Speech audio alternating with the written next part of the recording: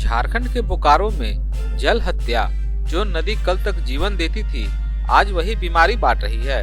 बात हो रही है चंदनक्यारी प्रखंड की इजरी नदी की, जिसका पानी अब जहर बन चुका है। क्या नदी के निर्मल जल को मटमैला कर दिया गया है और इसके पीछे कौन है? देखिए ग्राउंड रिपोर्ट। कभी चंदनक्यारी के ग्रामीणों के दैनिक जीवन का आधार रही इजरी नदी का स्वरूप आज पूरी तरह बिगड़ चुका है। नदी का जल अब इतना प्रदूषित और मटमैला हो गया है कि ग्रामीण इसे इस्तेमाल करने से डर रहे हैं। ग्रामीणों का आरोप है कि अब वे बीमार पड़ने लगे हैं। जब प्रशासन ने चुप्पी साधे रखी तो आज स्थानीय युवाओं का गुस्सा फूट पड़ा। दर्जनों युवक विरोध में पानी में उतर गए और प्रशासन के खिलाफ जमकर नारे लगाए। इन आंदोलनकारी युवाओं ने सीधे तौर पर बालू माफियाओं पर उंगली उठाई है।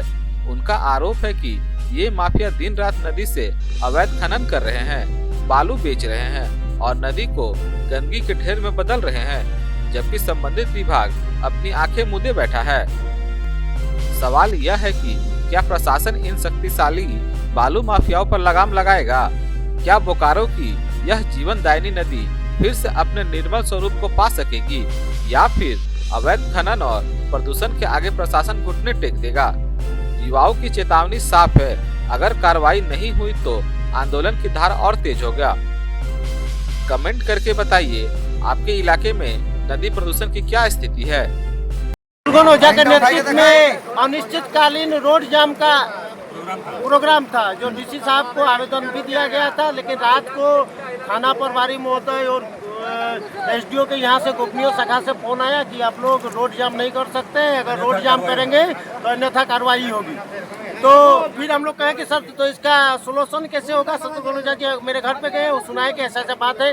तो हम फिर आश्वासन किए कि एक काम कीजिए, तो शांतिपूर्वक धरना किया जाए। एक काम करते हैं, हम लोग तो ऐसे भी मरे हुए हैं, हम लोग नदी में घुस के आत्मदाह कर लेते हैं और यहीं घुस के जान दे देते हैं, क्योंकि पानी आप देख लीजिए, पानी का हाल देख लीजिए। रोज नोटंकी करता है कि साहब आखिर रोज ही पानी आ रहा है। गाय बैल भैंस आदमी, गांव का आदमी 60-80% यहाँ कोई सांसद विधायक गाँव में नहीं रहता है, ना बड़ा आदमी गाँव में रहता है, सब गरीब दुखी लोग गाँव में रहता है और सब चर्म रोग का शिकार हो गया है। इसमें से भी बहुत आदमी नहाने वाले हैं। देखिए एक मंगा भाई हमारे हैं, इनका पूरा शरीर में देखिए खाज खुजली ऐसा हुआ है कि दिन भर खुजलाते रहते हैं पानी में नहाने से। और इसी नदी से ग्रामीण का 80% जनता लोग इसी नदी पे नहाते हैं और पानी पीते हैं। अब तो मनुष्य दूर की बात है, यहाँ का गाय बैल भैंस और पशु पक्षी पानी नहीं पी पा रहा है।